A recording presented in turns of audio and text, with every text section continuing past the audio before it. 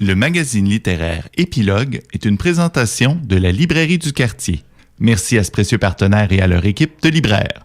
Vos prochaines lectures vous attendent au 1120 Avenue Cartier. Simon, bonjour. Rebonjour. Nous avons lu tous les deux chacun un roman. On va vous présenter, les filles, une chronique commune parce que nous sommes tombés sur cette nouvelle collection. Brian Perrault présente les légendes terrifiantes d'ici, publié chez Scarab, chez parenté avec les éditions Ada. Donc, des livres une collection, il y a plusieurs auteurs qui vont présenter des romans pour adolescents autour de légendes d'ici. Donc, plusieurs auteurs qui participent, plusieurs légendes qu'on peut retrouver. Nous, coïncidence, nous sommes tombés sur 2 livres du même auteur, Dominique Bellavance, mais notre niveau d'horreur n'est pas le même. Pas du tout. Parce qu'il faut mentionner, il y a un niveau d'horreur, donc ce qu'on peut voir sur la 4e de couverture. Moi, j'ai hérité du roman extrême. Toi, t'en avais un petit léger. J'avais un niveau léger, oui. Je pensais que tu voulais en dire plus. Là. Je te laisse commencer, vas-y. C'était une question? C'était une vraie question? Oui, c'est une vraie question. D'accord. Alors, on a lu ça avec beaucoup d'enthousiasme hier, les légendes terrifiantes d'ici, parce que, franchement, quand on commence, on a de la difficulté à s'arrêter. Très bien écrit. Des romans jeunesse. Donc, entre 12, 13 et peut-être 20 ans, parce que les plus... Ce que tu as lu, c'est avec plein de cadavres, c'est peut-être pas à mettre entre les mains d'un élève de première, deuxième secondaire, là. Ça dit 13 ans et plus, mais on attendrait. Peut-être. Avec un peu de jugement, on attendrait. Ce que j'ai lu, moi, c'est Les Sorciers de la Beauce. Et je vous dis tout de suite, là... En tant que Beauceron, on dit la Beauce, c'est depuis l'établissement des premiers colons sur cette terre, le Creuset, où se formaient les sorciers du Québec. Là, j'ai embarqué tout de suite. Ma mère était un peu sorcière, mon grand-père, les sœurs aussi. Il y avait des ramancheurs. Moi, je suis allé quelques fois voir des ramancheurs. Il y avait des guérisseurs. Il y avait peut-être de la magie en Beauce. Regarde l'économie qu'on a. Alors, ayant la capacité de manier les forces naturelles et surnaturelles, de commander aux êtres et aux esprits invisibles et avoir des idées conservatrices. Oh, ça venait-tu avec? Non, je sais pas. Mais très bien écrit par Dominique Bellavance, parce que Dominique Bellavance vient de la Beauce. En fait, proche de Bellechasse. Est-ce que c'est un vrai Beauceron? Mais bon, ça, c'est un autre débat. Et c'est un écrivain de Saint-Odilon de Crambourne, pas loin de Frampton, si vous avez suivi, là, un zoo pas comme les autres, c'est dans ce coin-là. Alors, il connaît la Beauce, il connaît les endroits, il en parle bien. Et il s'est vraiment imprégné d'un esprit adolescent. Et lorsqu'on lit ça, on est dans la tête d'une adolescente, Ashley. Et Ashley Lenoir, qui nous est présentée comme étant la longue héritière, en fait l'héritière d'une longue famille de Lenoir, venue directement de la France, étant donné que les Lenoir avaient des pouvoirs surnaturels liés à la magie noire. Qu'il va dire, qui va démentir à la fin. Je te voyais pas venir partout. Non, hein? Mais il dément ça complètement à la fin là, en disant « Attention, je m'excuse, tout ça est pas vrai, puis les Lenoir sont une bonne famille. » Puis bon, tu sais, il fait attention. Donc, Dominique prend le temps de placer son intrigue et nous présente quoi? Bon, Ashley qui visite d'une manière très, très banale Madame Pauline un matin, là, qu'elle va aider. C'est sa voisine qui a toujours des problèmes avec son ordinateur. Puis pour quelques dollars puis un bon muffin, elle va toujours l'aider à replacer ses choses parce que son mari est mort depuis 2-3 ans puis il parvient pas. Alors, Ashley est un peu en train de faire ça puis a besoin des codes et des mots de passe et découvre dans la bibliothèque de Madame Pauline, pendant qu'elle est partie chercher son muffin, un grimoire de peau, là, ça semble vraiment ancien, ça semble un peu étrange. Et là, quand elle touche, c'est chaud, c'est froid, elle comprend pas. Elle l'ouvre et tombe des cartes à jouer. Puis ces cartes à jouer-là ont quelque chose d'étrange qui l'attire vraiment. Puis elle-même, elle sent sur le bout de ses doigts là, quelque chose de bien bizarre. Alors, elle décide de demander à Madame Pauline de les rapporter à la maison. Puis là, elle se met à les lire et évidemment, elle comprend rien parce que c'est écrit en vieux latin, mélangé avec toutes sortes de notes écrites à la main, manuscrites. Ce qu'elle découvre grâce à l'application Google Translate, c'est que c'est que c'est un livre, c'est un vrai grimoire de magie qui a à peu près 150 ans, qui a déjà servi à établir, on ne sait pas trop quelle domination, mais il y a eu des sorts d'utiliser. Et ça donne surtout le mode d'emploi pour des cartes à jouer. Alors, comment se faire un paquet de cartes à jouer magiques? Alors, on va placer ça en dessous d'une église pendant un sermon. Dès que le sermon est fini, on le ramène. Puis là, on peut se servir de chacune des cartes. Chacune des cartes a un pouvoir particulier, là, réveiller les morts, obtenir des souhaits, devenir riche, etc.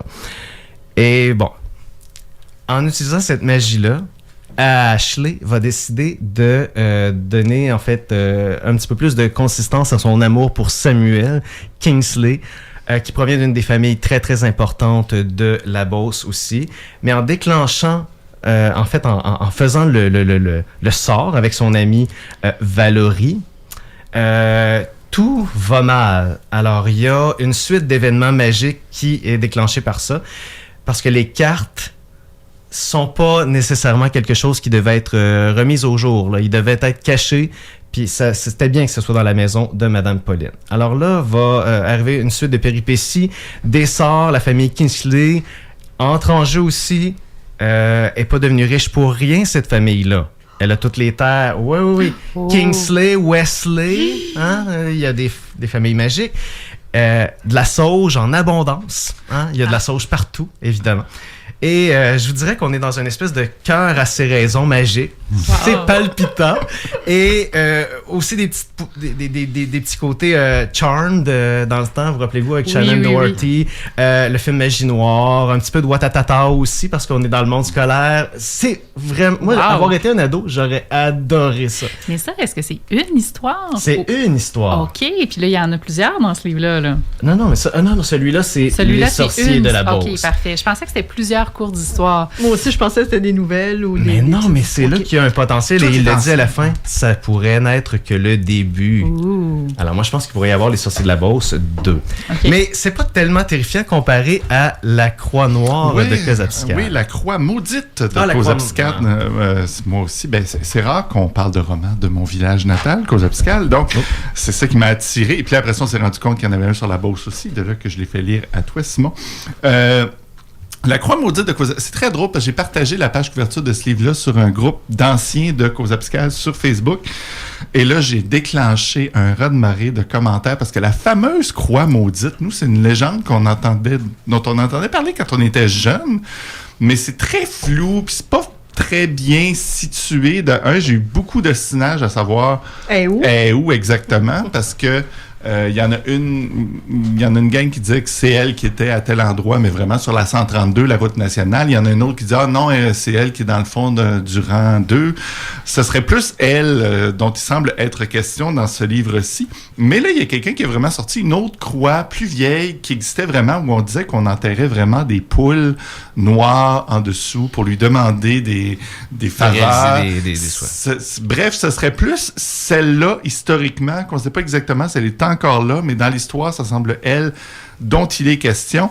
Par contre, lisez pas ça pour les références vraiment Kozabskar, parce que, à part rentrer dans le rang en arrivant au village, aller à voir la croix, il n'y a pas d'autres actions vraiment qui vont se passer dans le village. Et petite pointe, ça paraît que Dominique Bellavance n'a pas cherché beaucoup plus loin que dans Google Images, malheureusement, parce que, tout de suite, c'est niaiseux, mais tout de suite au début, il dit « les belles falaises de la vallée de la Matapédia », alors qu'il se dirige de Québec vers Kozabskar. Non, les falaises sont après Kozabskar, quand on descend vers le Nouveau-Brunswick. Malheureusement, pour ça marche pas. Mais c'est une fiction. C'est une fiction, puis c'est un tout petit détail. Je n'irai pas chercher une noise plus loin. Donc oui, dans ce livre-là, qui me semble être destiné à un public un petit peu plus vieux, comme je l'ai dit, il y a différents niveaux d'horreur. Moi, j'étais dans le niveau extrême. Là, on est avec 3 vieux ados, peut-être cégep. On parle qu'ils étudient à Rochebelle dans un programme international. Je connais pas. Non, mais là, ils sont au volant d'une voiture, les 3, avec Jude, le quatrième de ce groupe-là, et lui, il se dit, ah, ben là, je suis accueilli dans une gang de hot. On s'en va à Causapscal voir la croix maudite où on va pouvoir faire un vœu. Je pense qu'Annie sait déjà ce qui va arriver. Non, mais quel drôle de Non, voyage. ça a l'air le fun. Excuse-moi, ok. là, mais moi, je suis Mais- vendu. Là. Mais quel drôle de voyage étrange on me propose. Mais là, oui, je suis dans la gang de hot, donc il faut que je fasse attention. Et là, on se met à y expliquer, oui, on va tous aller faire un vœu auprès de la croix maudite. On va faire un sacrifice d'une fameuse poule noire qu'on va enterrer en dessous. Mais là, rendu là... T'ouvres les portes de l'enfer. Ben, c'est ça, c'est qu'il va se passer un incident. Et là, mais c'est dur de vraiment... T'as-tu le droit de le dire? Ben, c'est parce que on dit au dos de la couverture, et Jude tombe raide mort. Dans quelles circonstances il tombera raide mort au pied de cette croix? C'est dur de pas vendre de punch dans ce livre-là, mais Ah, je sais. la Ben croix... ouais. Ouais. J'ai deviné. Ben, c'est ça. Donc, Y a pas de Jude poule. va tomber mort. Non. Et là, il va se déclencher une histoire en lien avec la croix. Qui a une protectrice, croit-il à ce moment-là? Il croit comprendre que c'est ça. Une jeune fille de 15 ans qui est là, qui protège la croix, c'est son esprit. Et là, va s'amorcer une histoire de vengeance envers les membres de cette expédition-là. Mais au final, qui doit vraiment venger qui? Qui doit-on écouter? Est-ce qu'il faut écouter la voix de sa conscience? Est-ce qu'il faut... Qu'est-ce que c'est la vengeance? On entre dans une espèce de péripétie horrifique et sanglante au cours de ce livre-là. Donc oui, il y a quelque chose de vraiment très frisson, mais... décupler un petit peu là, la série de livres pour enfants qu'on avait, nous, les frissons. On est vraiment dans ce livre-là. Dans une espèce de suspense qui nous amène à quand même réfléchir. Et il y a des punchs, c'est ça quand même assez souvent dans l'histoire, donc on continue de suivre ça. Oui, donc une série... Ben, je veux pas en vendre plus que ça. Malheureusement, les filles... Mais c'est pétri de judéo-christianisme. Ah oui, oui, oui, C'est complètement. hallucinant. Mais c'est ça, et c'est ça, je voulais dire. J'ai demandé Ça à Simon, baigne j'ai dans dit la moi à la religion, fin, cette parce que affaire-là.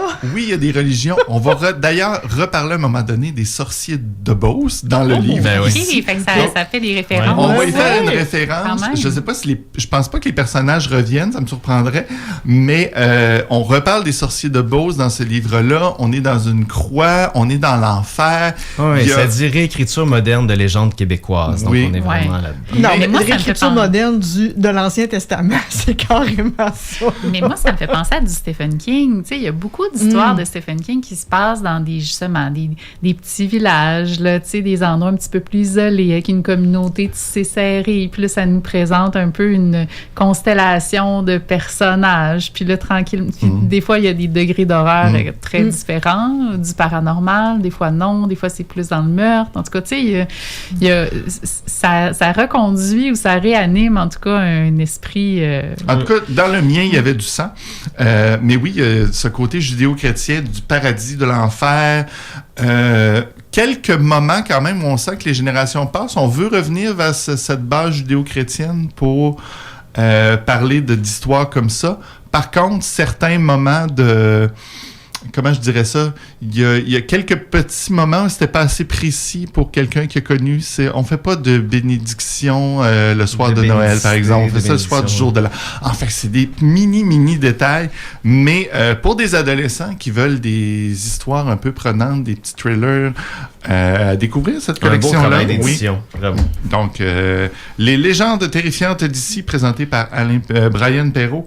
Nous, on vous parlait de 2 livres de Dominique Bellevance, La croix maudite de Causapscal et Les sorciers de Beauce.